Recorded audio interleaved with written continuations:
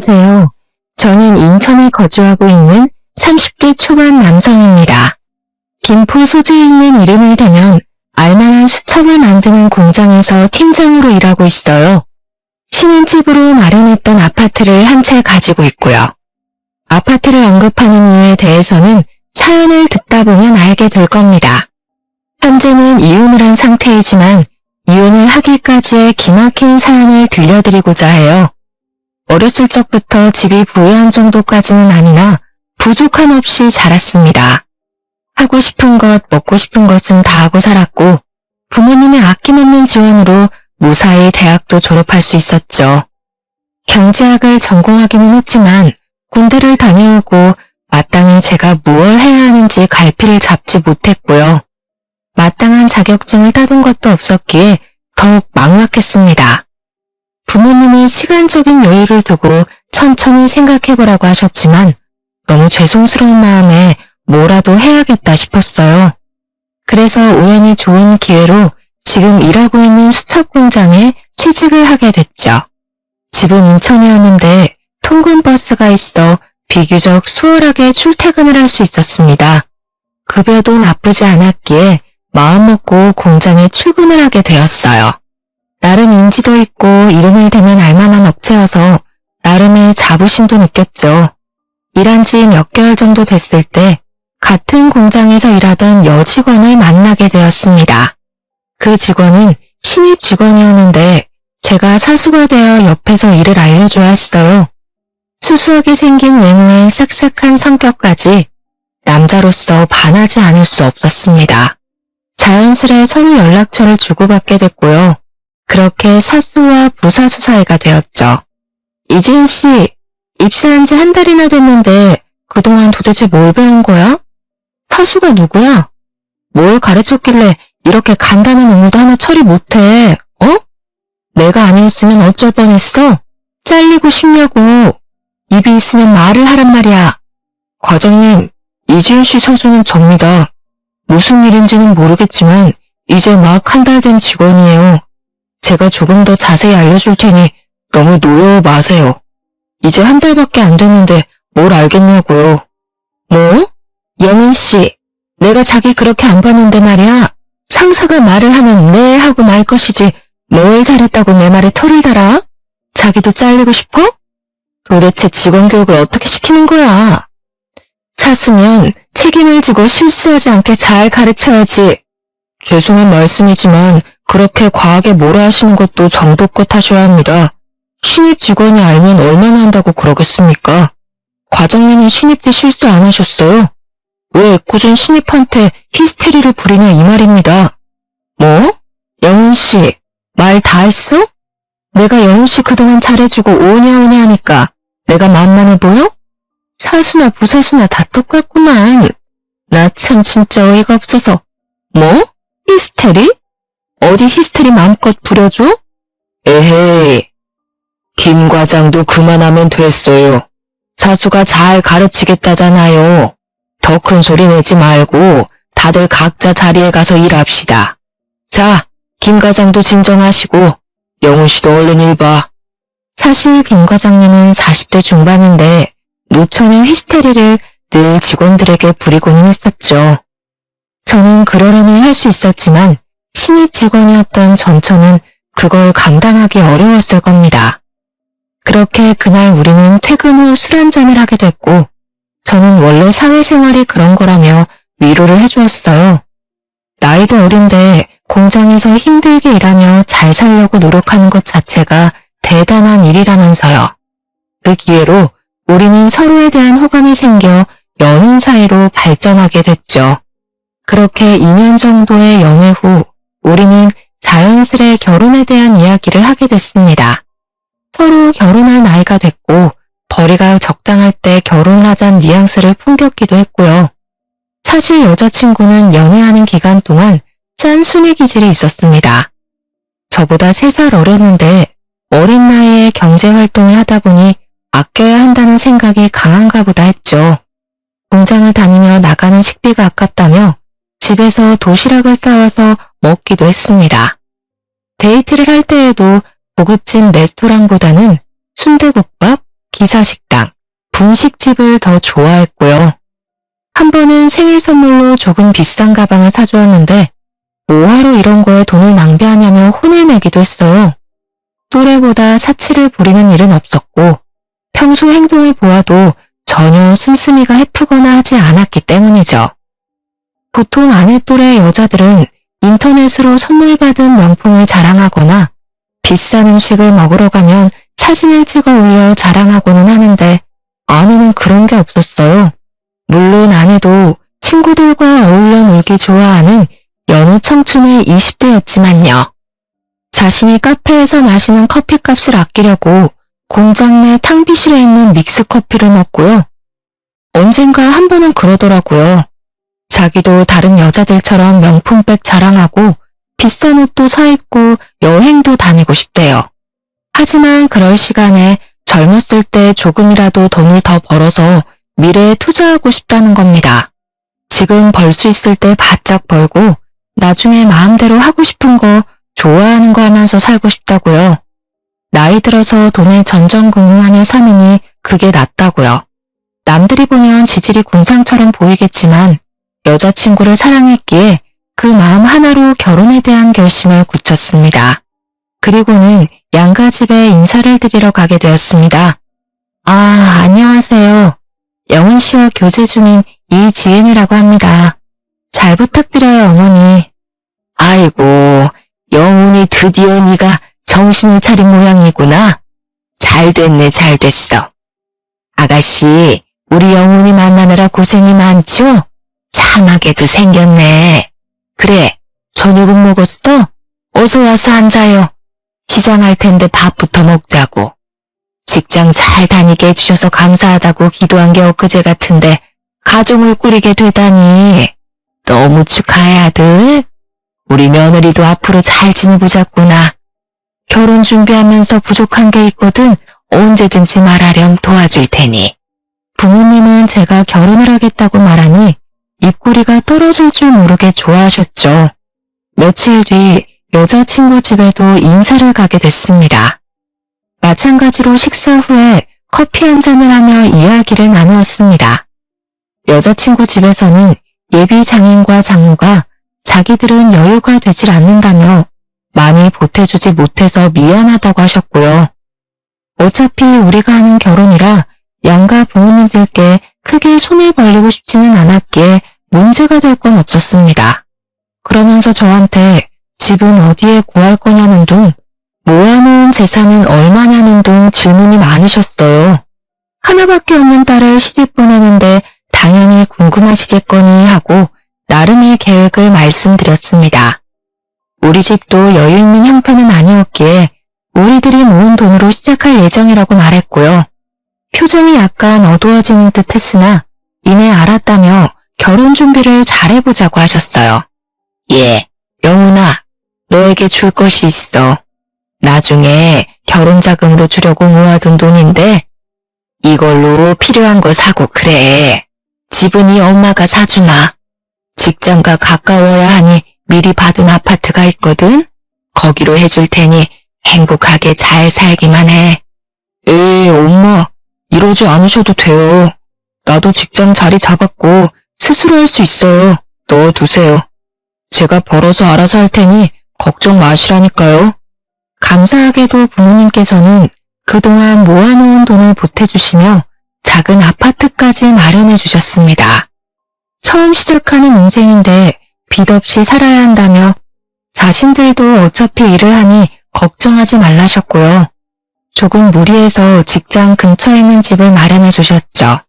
당연히 혼수는 저와 여자친구가 모아둔 돈으로 해야겠다는 생각을 했습니다. 자기, 지금 모아둔 돈이 얼마나 있어? 부모님이 집까지 해주시고 여윳돈도 주셨는데 이 돈으로 하는 건 조금 아닌 것 같아. 우리 힘으로 혼수 정도는 채워놔야 할 것 같은데 자기 생각은 어때? 나 사실은 사정이 좀 있어서 모아놓은 돈이 1,000만 원이 전부야. 미리 말하지 못해서 미안한데 부모님이 나이가 있으시니 수입이 일정치 않으셔서 내가 조금 도와드렸어. 어린 동생도 있고 그동안 직장에서 일한 기간에 비해 생각보다 모은 돈이 별로 없다고 느낀 저는 조금 의아했습니다. 얼마를 어떻게 보태주는지 굳이 따져 묻지는 않았어요. 저였어도 부모님이 힘들다 하시면 당연하게 도와드렸기 때문이죠. 이해했습니다. 그래도 있는 돈을 모아 혼수를 마련하기로 했고 가구와 가전을 사서 들여놓으니 조금씩 신혼집의 구색을 갖추기 시작했죠. 결혼 준비를 하며 집을 부부 공동 명의로 해야 세금이 조금 줄어든다 하여 혼인신고를 미리 했고요. 그렇게 상견례도 하고 몇 개월이 지나 행복하게 결혼식을 올렸습니다. 물론 그 일이 터지기 전까지는 세상을 다 가진 것 같은 기분이었죠. 결혼 생활은 평범했습니다. 하지만 같은 공장을 다녀서 그런지 주변 시선들이 신경 쓰였어요. 사장님의 배려로 부서가 바뀌어서 아내와 매일 얼굴 보고 일하진 않았습니다. 아무래도 같은 공간에 있다 보면 다른 사람들이 불편할 수도 있었으니까요. 신혼집에서 함께 아침 차려 먹고 저녁 차려 먹는 평범한 일상이 당연하게 느껴질 때쯤이었어요. 여보, 내 남동생 말야. 곧 초등학교도 가야 되고 이만저만 드는 돈이 너무 많아. 친정에서 수입도 일정치 않은 데다가 요즘에는 학원도 3-4개씩 다닌다더라고. 뒤처지면 안 되니까 어떻게든 해야 되는데 나는 내 월급 친정에 보탤게. 뭐? 그게 말이 돼? 아무리 사정이 어렵다지만 같이 벌어서 저축도 해야 되고 우리도 언젠가는 아이가 생길 텐데 미래를 준비해야 하는 입장이잖아. 조금 더 넓은 집으로 이사도 가야 하고 말이야. 많이 도와드리지는 못하겠지만 월급 전부를 주는 건 조금 과하지 않아? 벌이가 적은 것도 아니고 내 월급쯤이 없어도 솔직히 먹고 사는 데는 지장 없잖아. 그리고 어머니가 주신 돈도 있고 여유가 없는 것도 아닌데 내가 내 월급도 마음대로 못해? 여보가 너무 이기적인 거 아니야? 뭐? 이기적이라고? 그럼 나도 우리 엄마한테 내 월급 다 줘도 되냐? 말을 그렇게 하면 안 되지. 처가댁도 사정이 있으신 건 알겠지만 우리도 엄연한 가정이야. 우리 가정을 위해서 써야지 왜 장인 장모님한테 돈을 그렇게 주는 건데? 장인어른도 일하시고 장모님도 일하시는데 아무리 그래도 그렇지. 월급 전부는 좀 심하지 않아? 저는 솔직히 어이가 없었습니다. 용돈을 안 드린 것도 아니고 그렇게 생활이 어려울 정도로 부족하다는 생각이 들지 않았어요. 현재 장인어른은 아파트 경비원 일을 하고 계시고 장모님은 국민연금을 받고 계십니다. 그래도 장인어른이 벌고 계시는데 애 한 명 키우는 게 그렇게 힘든가 싶었어요. 아직 초등학교도 들어가기 전인데 학원을 다니는 것도 아니고 애 하나에 얼마나 많은 공을 들이나 생각했어요. 남동생을 얼마나 끔찍이도 아끼길래 그렇게 많은 돈이 필요한가 싶었어요. 그래서 아내가 굳이 이렇게까지 월급을 올리라면서까지 생활해야 하나 싶었죠. 제가 아직 아이가 없어서 그런지는 모르지만 아내에게 너무 과한 처사 같다고 이야기했습니다. 아내가 울면서 엄마 아빠가 힘들어하시는데 남동생을 위해 버는 게 뭐가 이상하냐며 소리치더군요. 그래 좋다 이거예요. 다 이해하는데 아무리 그래도 저희도 엄연한 가정 아닙니까? 저희도 언젠가는 아이를 낳고 가족이라는 울타리 안에서 살아야 하는데 미리 준비를 해도 모자랄 판에 월급 올인이라뇨. 저는 화가 났지만 참고 이내 한숨을 쉬며 아내를 설득했습니다. 상황을 이해 못하는 건 아니야. 앞으로 살면서 드는 돈이 더 많아지겠지. 그래도 월급 전부를 주는 건 좀 아니야. 우리도 우리의 생활이 있고 미래를 생각해야 하는데 그런 준비를 하나도 못 해두면 우리도 난감하잖아. 그러니까 100만 원만 보태드리고 나머지는 저축을 하던 자기가 쓰던 그건 마음대로 해. 내가 내 월급을 마음대로 하지 못한다는 게 조금은 아쉽네. 하지만 자기 말처럼 우리도 한 가정이니 나도 가정에 충실해야지. 자기한테 매달 100만 원 줄 테니 자기가 직접 보내드려. 대신 나머지 돈에 대해서는 터치 안 했으면 좋겠어. 우리 돈이기도 하지만 그 전에 내가 열심히 일해서 번 돈이잖아. 알겠지? 그럼 약속할게. 내가 조금은 더 버니까 생활하는 데 지장은 없을 거야. 나도 열심히 모으고 노력할 거야. 당신 월급에서 처가댁 100만 원 보내드리고 남은 돈은 자기 생활비로서 관리비라던가 나머지는 내가 처리할 테니까. 그리고 아직 자기가 아이가 없어서 그러는데 아이 하나 키우려 해도 돈이 장난 아니야. 누구보다 잘나게 키우고 싶은 게 부모 심정이라던데 우리 부모님은 나이도 많으신데 어떻게 더 일을 하실 수가 있겠어? 나는 내 동생 남들한테 모자라 보이지 않게 키울 거야.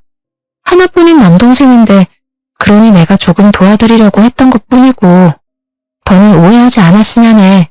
당신이 말한 대로 100만 원만 엄마한테 전할게. 남동생에 대한 애착이 남다르다 생각하며 아내와 합의를 봤습니다. 결국 한 달 월급을 전부 드리지 않고 100만 원을 합의를 받고 매달 100만 원씩 장모님께 보내드렸습니다. 그래도 100만 원 이외에 생신 기념일 다 잊지 않고 더 드렸으면 더 드렸지 모자라게 드리진 않았던 것 같네요. 장모님은 제 얼굴을 볼 때마다 표정이 좋지 않으셨고 100만 원만 보내드리는 저도 마음이 좋진 않았어요. 그런데 장모님은 제가 한 달에 한 번씩 처갓댁 갈 때마다 장 봐야 된다, 개모임 가야 된다, 미용실 가야 된다면서 계속 저를 피하시는 겁니다. 사위 대접을 바라지는 않아도 제가 갈 때마다 없는 약속을 만드셔서 막상 가면 바쁜 장인어른을 대신해 어린 처남을 봐주고 오기 일쑤였어요. 저도 사람인지라 내심 서운했죠. 한편으로는 드리는 돈을 줄여서 그런가 싶어서 마음이 조금 불편하기도 했습니다. 장모님이 나한테 많이 서운하신가? 맨날 오면 얼굴은 통 뵙지도 못하고 왜 나를 피하시는 느낌이 드는 거지? 엄마가? 에이, 여보가 착각한 거 아닐까? 엄마도 우리 왔다고 못해도 할 일이 많은가 봐. 여보도 생각해봐. 우리 엄마가 늦둥이 키우느라 얼마나 힘들면 우리 오자마자 미용실이랑 개모임이랑 가겠어. 그만큼 못하는 일이 많았다는 거 아니겠어? 애써 그래 좋게 생각하자. 나이 드신 장모님이 애 키우느라 바깥 생활하기 힘들어서 저랑 아내가 올 때만큼이라도 시간 내서 약속 만드는 거겠지 하며 좋게 생각하기로 했습니다. 그런데 문제의 그날에 제가 들어서는 안 될 말을 듣고야 말았습니다. 그때도 처갓댁을 방문했는데 아내가 집에 도착하자마자 장모님은 친구들이랑 약속이 있다며 급하게 나가셨어요. 알겠다고 바깥일 보고 오시라고 했죠. 아내와 함께 처남과 영화관 가서 영화도 보고 장난감도 사주고는 다시 처갓댁에 돌아왔습니다. 주말인데 운전을 해서 그런가 저녁 식사를 한 뒤 피곤해서 잠이 들어버렸어요. 그러나 자던 것도 잠시 수근수근거리는 소리에 잠에서 깨고 말았습니다.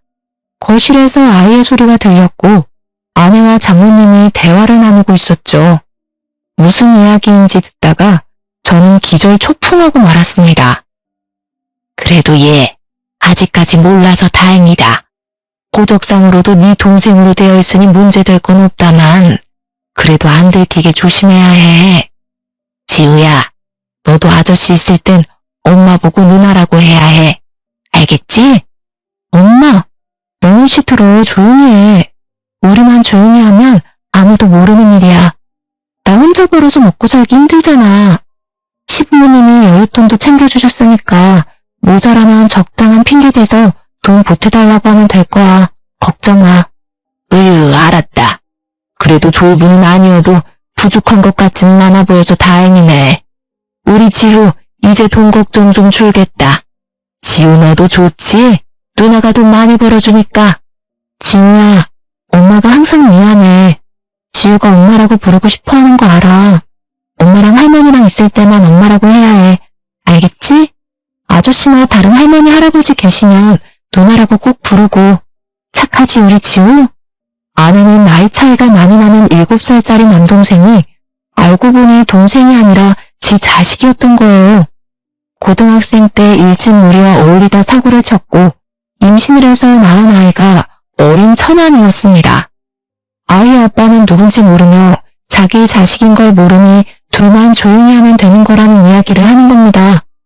근데 아이가 다 듣고 있는데도 저런 말을 하는데 아이는 일말의 표정 변화도 없는 겁니다. 자기 엄마가 내 아내라는 걸 알면서도 아내의 아들은 지금껏 아내한테 단 한 번도 엄마라고 부르지도 못한 거였어요. 당연히 내 엄마인데 엄마한테 왜 누나라고 해야 하는지 어린 아이여서 이해가 안 될 텐데 말이에요. 그리고 엄마 말대로 부자는 아니지만 집안도 나쁘지 않아. 어차피 아파트까지 해주셨으니까 더 이상 돈 들어갈 데 없을 거 아니냐고. 내가 엄마한테 내 월급 그대로 주자고 했는데 절대 안 된다는 거야. 나중에 우리도 애 낳고 살려면 미리 준비해야 한다고. 그래서 100만 원만 보내게 된 거야. 어쩔 수 없었어. 그런데 난 우리 지우 좋은 학원 보내주고 좋은 거 입히고 하려면 돈이 더 필요해. 그러니까 아무 걱정 말고 돈 부족하면 이야기해. 알겠지? 알았다니까 그러네. 지우는 걱정 말고 너는 일단 김서방이나 잘 구슬려 봐. 사람은 괜찮아 보이더만. 잘 구슬리면 그래도 돈을 잘 줄 것 같던데 이왕 이렇게 된 거 지우 동생도 보고 나중에 애가 태어났는데 헤어지자고는 못할 거 아니니. 애가 지금 지우 하나 키우는 것만 해도 얼마나 힘든데 또 애를 낳으라 그래 엄마는. 일단 지우 건강하게 잘 크는 것만으로도 나한테는 고마운 거야. 아빠 앞에서도 입 조심해야 해. 그리고 영훈 씨와 나 사이에서 아이를 가질 생각은 없어. 때를 봐서 임신하기 어려운 몸이라고 둘러댈 생각이야. 저는 듣다가 너무나도 기막힌 사실에 아무 소리도 못하고 그 자리에서 주저앉고 말았습니다. 우당탕탕 소리가 나자 헐레벌떡 아내와 장모가 일어나더니 어쩔 줄 몰라 하는 게 아니겠어요? 지금 제가 들은 게 도대체 무슨 소리죠? 여보, 이게 다 무슨 소리야? 내가 들은 게 사실이야? 지우가 자기 동생이 아니라 아들이었어? 사실이야? 무슨 소리야? 우리는 그런 이야기 한 적 없어. 자기가 자다 일어나서 잘못 들은 거 아니야? 어떻게 그런 생각을 할 수가 있어? 웃기지 마. 내가 분명히 들었어. 당신과 장모님이 나눈 대화 내가 다 듣고 있었다고. 시침이 뗄 생각은 하지 마. 어떻게 그런 걸 속이고 결혼을 해? 이 결혼은 무효야. 이게 사기 결혼이지 사기 결혼. 나 참 어이가 없어서.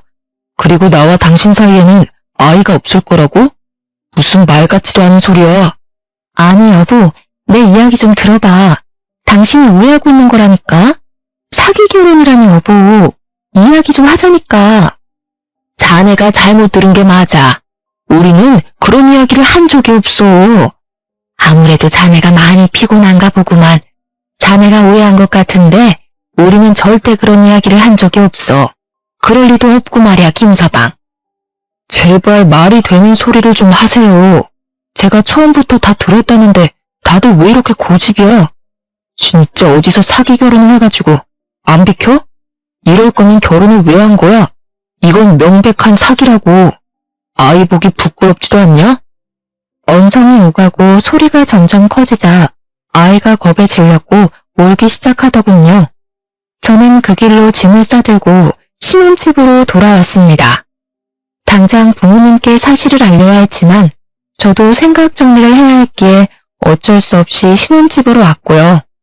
상상도 못한 일이 저에게 벌어진 것도 웃긴데 몇 년을 절 깜쪽같이 속였다 생각하니 너무 괘씸하고 문학이 짝이 없었습니다. 다음날 정신을 차리고 날이 밝자마자 시청에서 이혼 서류를 가지고 처가에 갔어요. 야간 근무를 끝내고 돌아오신 장인어른도 함께 계셨죠. 이른 아침부터 무슨 일이냐 물으셨고 다 같이 이야기 좀 하자며 거실로 불렀습니다. 혼인신고를 이미 해버린 상태였고 결혼 1년 만에 이혼을 해야 하는 저는 어이가 없었어요. 거실에 장인, 장모, 아내를 불러다 앉히고는 이야기를 했어요. 이혼 서류를 턱하니 내미니 장인어른은 이게 뭐냐며 어리둥절하셨고 아내와 장모님은 거의 반포기 상태로 될 대로 되라는 듯이 말했어요. 어제 거실에서 나눈 이야기는 뭔지 사실인지 물었죠. 그래, 나 고등학교 때 많이 사고 쳤어.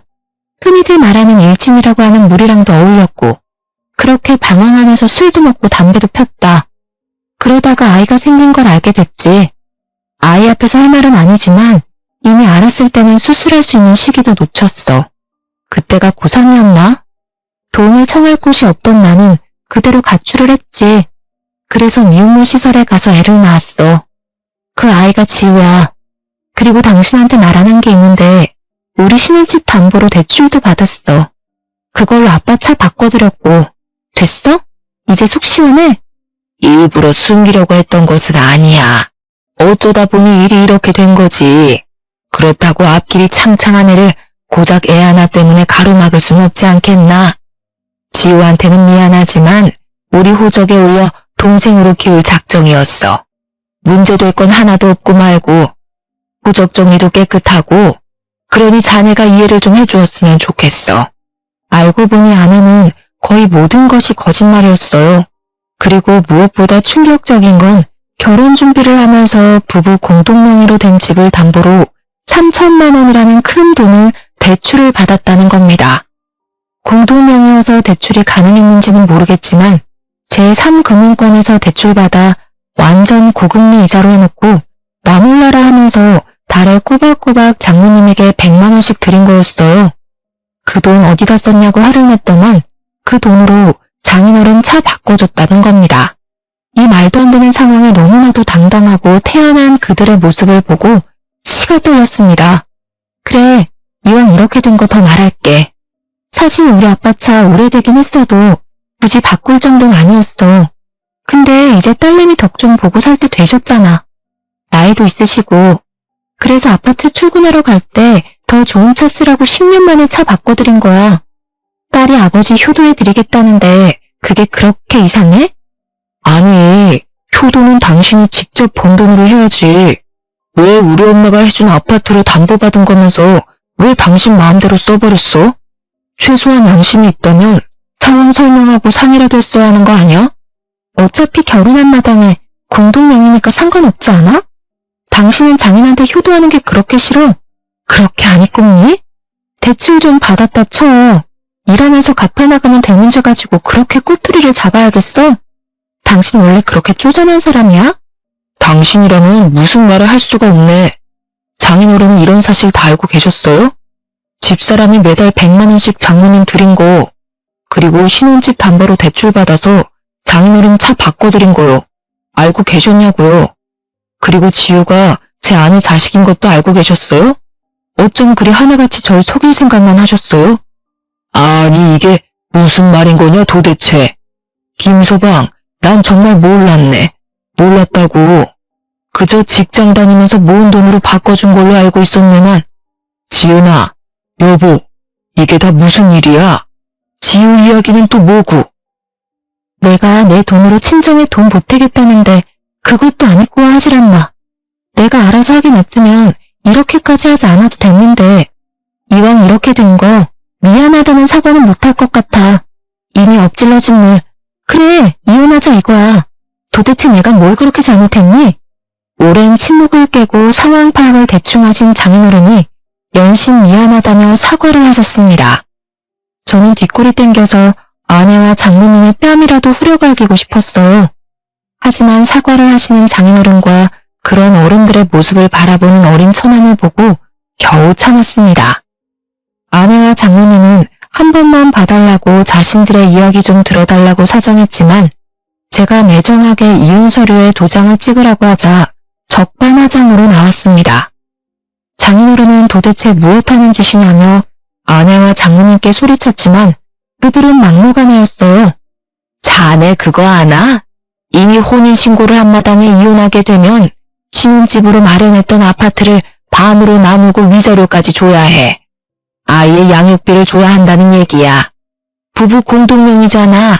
그러니 나누어야지 안 그래? 당신 그만하지 못해? 그게 어디서 배워먹지 못한 태도야? 김서방한테 무릎을 꿇고 빌어도 모자랄 판국에 무슨 자신감으로 그런 태도냔 말이야. 내가 자식 농사를 잘못 지었어. 그만 좀 해. 뭐? 이 양반이 정말 모지리 같은 당신도 내가 걷어주지 않았으면 이렇게 살지도 못했어. 지은이 임신해서 애기 낳아왔는데 그럼 애를 길바닥에 버려? 말이 좋아서 친척이 사정이 있어서 맡긴 아이지. 바보도 아니고 말이야. 도대체 내 팔자야. 뭐? 지우가 지은이 애란 말이야? 저같대 단속 자식이라며? 그건 또 무슨 소리야? 지은이가 언제 애를 낳았어? 왜 이런 이야기가 나오는 거냐고. 정말 뻔뻔하게 굳이 없네요. 내가 알아도 한참을 잘못 알았네. 아니, 처음부터 내 잘못이었어. 그때 사수로서 일만 했어야지. 내가 눈이 멀었었나 보네. 나 절대 가만히 있지 않을 거야. 절대로 그냥 못 넘어가. 장모님과 아내는 너무나 당당한 태도로 얼토당토 않는 이야기를 하는 겁니다. 결국 저도 지우를 생각해서 끝까지 잡고 있던 이성의 끈을 놓아버리고 말았죠. 그래서 가사소송으로 혼인 취소만 하려고 했는데 그들을 사기죄로 고소를 하기로 마음먹었어요. 제가 해온 집을 부당하게 담보까지 받아서 장인어른 차를 바꿔주었으니까요. 더욱 가관인 것은 아이가 아내의 아들이라는 것을 장인어른도 오늘에서야 아셨던 거예요. 장모님 친척분 중에 사정이 있어 호적에 대신 올려 키워주고 있다는 걸로 알고 계셨던 거죠. 딸내미가 배가 불러왔음에도 몰랐던 건 장인어른이 그 시기에 해외 출장을 다녀온 덕분에 정말 하나도 몰랐다는 겁니다. 그대로 부모님께 사실을 말씀드렸고 얼굴을 뵐 면목이 없었는데 오히려 저를 걱정해 주셨습니다. 화를 내실 줄 알았는데 오히려 마음이 힘들 저를 위로해 주시는 모습에 가슴이 아팠어요. 어려서 부족함 없이 키워주고 뒷바라지 해주시는 부모님에게 효도를 하지는 못할 망정 불의를 저지른 것 같아 너무 죄송했기 때문입니다. 사람이 살다 보면 말이야, 이런 일 저런 일 산전수전 다 겪게 되어 있어. 이번 일도 인생을 살면서 겪은 하나의 일이라 생각하고 너무 깊게 담아두지 마. 엄마 아빠는 괜찮으니까 말이야. 영훈이 너 정신줄 놓지 말고 앞으로 더 잘 살면 그거면 돼. 정말 미안해 엄마. 나도 직장 잘 다니고 자리 잡고 좋은 모습 보여주려 했는데 뜻대로 되질 않아서 엄마랑 아빠한테 너무 미안해요. 전 그 파렴치한 놈들을 절대 용서하지 않을 생각이에요. 엄마 아빠한테 미안해서라도 그렇게 못하겠어. 꼭 천벌받게 할 거야. 며칠 뒤 변호사를 선임해 사기죄로 그들을 고소했어요. 동시에 혼인 무효 소송, 정신적 피해 보상을 요구하는 소송을 진행하기로 했습니다. 당연히 아내에게 유책 사유가 있었고 재판은 저에게 유리한 쪽으로 흘러갔죠. 아내가 부부 공동명의를 빌미로 대출을 받아 빚을 만든 점, 본인의 아이를 동생이라 속이고 그 사실을 배우자에게 의도적으로 숨긴 점, 맞벌이로 같이 일하고 가사노동을 하긴 했으나 본인이 얻은 이득은 가정에 하나도 도움이 되지 않은 점 등 아내에게 유책 사유는 너무 많았습니다. 오히려 아내가 저에게 8천만 원의 위자료를 지급해야 한다는 결론이 나자 아내는 항소를 했습니다. 자신도 맞벌이를 하고 집안일을 했는데 왜 위자료를 줘야 하냐며 말이죠. 재판에서 지던 날 법정을 나오며 저에게 악에 받쳐 소리를 치더라고요. 끝까지 이렇게 나오시겠다. 맞벌이하면서 나도 가사를 분담해서 잘했고 아내로서의 역할 충실히 이행했어. 재산 분할이 불가하다니 가능키나 한 소리야? 난 절대 얌전하게 안 끝내. 절대로. 곧 죽어도 자기 잘못을 모르는구나. 당신은 사기죄가 얼마나 큰 죄인지는 알고 하는 소리야? 인도껍을 쓰고 어떻게 그런 짓을 할 수가 있어. 지나가는 개를 붙잡고 왈왈 짖기만 하지. 즉 개 같은 소리라는 거야. 맞소송? 까짓거 해. 아직도 당신이 뭘 잘못했는지 모르는가 본데 어디 한번 끝까지 가보자고. 사기죄든 뭐든 꼭 콩밥 먹게 해줄게. 처음에는 처가댁도 변호사를 선임해서 항소하고 맞소송을 하기도 했어요. 하지만 여유가 없던 그들은 수임료를 감당하지 못했던 탓에 1년 정도의 긴 법정 싸움 끝에 결국 저에게 소송을 취하해달라고 찾아왔습니다. 제가 쉽게 소송을 취하해주지 않자 저희 부모님에게까지 찾아왔더군요. 어느 날 장인어른은 지우를 데리고 저를 찾아오셨습니다. 자네가 그동안 얼마나 힘들었을지 내 감은 안 잡히네만 감히 말할 수도 없는 노릇이고 소송도 내 의지와는 상관없는 일이지만 애초에 지은이와 마누라는 나는 안중에도 없었어. 미안하지만 자네가 나를 봐서라도 선처를 해주면 안 되겠나? 내가 자식을 잘못 키웠네. 못난 이 사람을 봐서라도 용서해주게. 아저씨, 한 번만 봐주시면 안 돼요? 진짜 미안해요. 우리 엄마 혼내지 말아주세요. 지우가 잘못했어요. 미안해요. 자네가 그날 그렇게 집에 가버리고 나도 더 이상 같이 살 수가 없어서 나왔네. 처음에는 혼자 나왔는데 지우가 지은이랑 마누라 틈 사이에 껴서 제대로 살 수가 있을까 해서 결국에는 내가 데리고 나왔지. 그래서 지금은 원룸에서 같이 생활하고 있네. 자네에겐 정말 미안하지만 다시 한번 말하지만 제발 선처를 해줄 수는 없겠나? 장인어른은 어린 처남, 아니 그 여자의 아들을 데리고 오면서까지 아이를 봐서라도 한 번만 선처해달라고 사정을 했습니다. 장인어른이 저지른 잘못도 아닌데 괜한 심술로 욕보이는 것 같아 죄송할 따름이었어요. 장인어른과 지우에게 식사를 대접해드리고는 집으로 돌려보냈습니다. 물론 그 와중에도 아내와 장모였던 사람은 얼굴도 안 보였지만요. 장인어른만 간간히 찾아오시며 미안하다는 말씀과 함께 직원들과 일하면서 마시라고 커피를 사주고 가실 뿐이었습니다. 솔직히 장인어른과 아이만 아니었으면 모조리 감옥에 보내버리고 싶은 심정이었죠. 저는 결혼 준비를 하며 쏟아부은 시간과 돈을 모두 받아내고자 했습니다. 저희 부모님이 힘들게 마련해주신 집과 그에 대한 노력의 대가들까지도요. 하지만 지후 그 어린아이가 신경이 많이 쓰였어요. 사실 제가 신경 쓸 이유는 없었지만 어른들 싸움에 저 아이가 무슨 죄가 있나 하고 가슴이 아팠습니다. 엄마를 엄마로 부르지도 못하고 억압받으며 자라왔을 저 불쌍하고 곱디고 온 아이를요. 앞으로 밝은 미래에서 활기차게 살아도 모자란데 더 이상 아이에게 상처를 주고 싶지 않았습니다. 그래서 원하는 대로 돈을 다 받고 싶었지만 적어도 아이는 먹고 살아야 했기에 위자료 3천만 원만 받는 조건으로 원만히 해결하기로 했고요. 그렇게 결론이 나니 짧지만 그동안의 일이 영화처럼 스쳐 지나가더라고요. 무엇을 위해 이렇게 살아왔나 싶을 정도로요. 물론 아직도 생각하면 굉장히 화가 나고 괘씸하기도 하지만요. 당신 앞으로는 아이를 봐서라도 이렇게 살면 안 돼. 아이가 당신만 보고 사는데 당신이 안 좋은 모습 보이는 아이가 어떻게 생각하겠어? 엄마를 엄마로 부르지도 못하게 하고 인간으로서 그게 할 수 있는 일이냐고. 나와는 사이가 이렇게 끝났지만 앞으로 지우를 위해서라도 잘 살아. 그리고 두 번 다시 내 눈앞에 띄지 마. 여보, 고마워. 당신에게는 정말 못할 짓을 했어. 앞으로는 우리 지우 봐서라도 내가 정말 열심히 살게. 선처해줘서 고마워. 앞으로 더는 연락할 일 없을 거야. 정말 미안했어. 건강하게 잘 지내.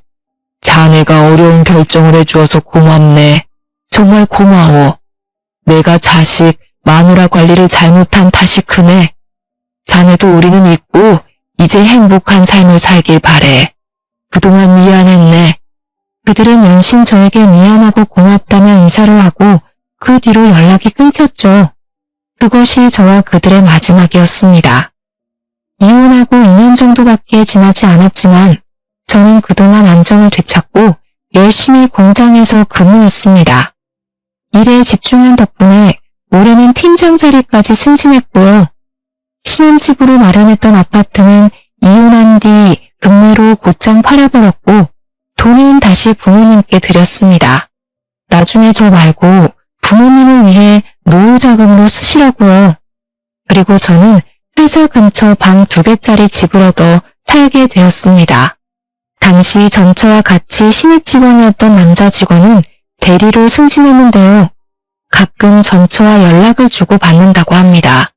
제가 묻지 않았는데도 어느 날 와서 점심 식사를 하고 커피 한 잔을 하는데 와서 이야기하더라고요.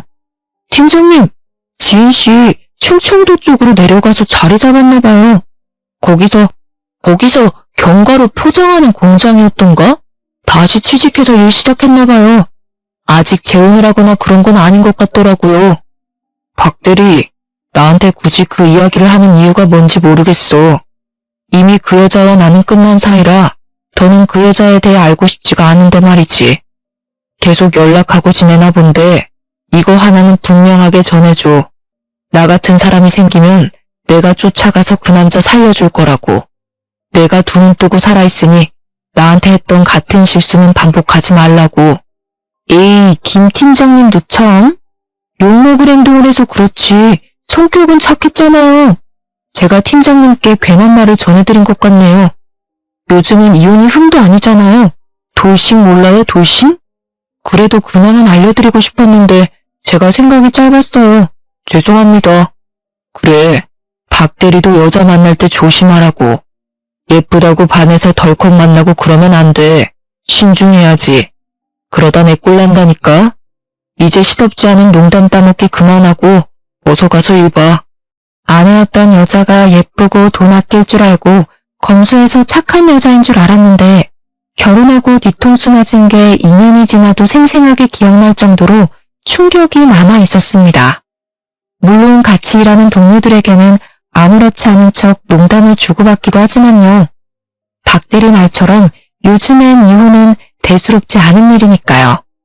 저는 지금 당장은 결혼 생각이 없지만 차라리 집안 환경을 모두 다 아는 결혼중개업체에 연락해서 결혼할 여자를 찾을까도 생각하고 있습니다. 물론 소개팅 회사에 연락하면 인위적인 만남이란 게 마음에 걸리지만 이렇게 사기꾼들이 판치는 세상에서 온전한 내 가정을 만들려면 어쩔 수가 없는 것 같거든요. 결혼이 필수도 아니고 지금은 제가 하는 일에 만족하며 살아가 보려고 해요. 사는 게 바쁘다는 이유로 혼자 여행도 못 해봤는데 올 여름에는 제주도로 한 달 살이도 할 예정이고요. 내년에는 부모님을 모시고 유럽 일주도 생각하고 있습니다. 평생 바쁘게 일하시고 저 뒷바라지 해주시느라 해외여행을 한 번도 안 가보셨거든요. 그 김에 저도 세상을 좀 더 돌아보고 싶네요. 그러면 마음의 여유가 조금은 생길 것 같습니다. 아, 그리고 여러분, 혹시 모르니 겉으로 예쁘다고 착하다고 속지 마세요. 겉과 속은 다르고 돌다리도 두드려보고 건너라는 옛말 하나도 틀리지 않더라고요. 여러분도 조심 또 조심하시기 바랍니다. 제 긴 사연을 읽어주셔서 감사드려요.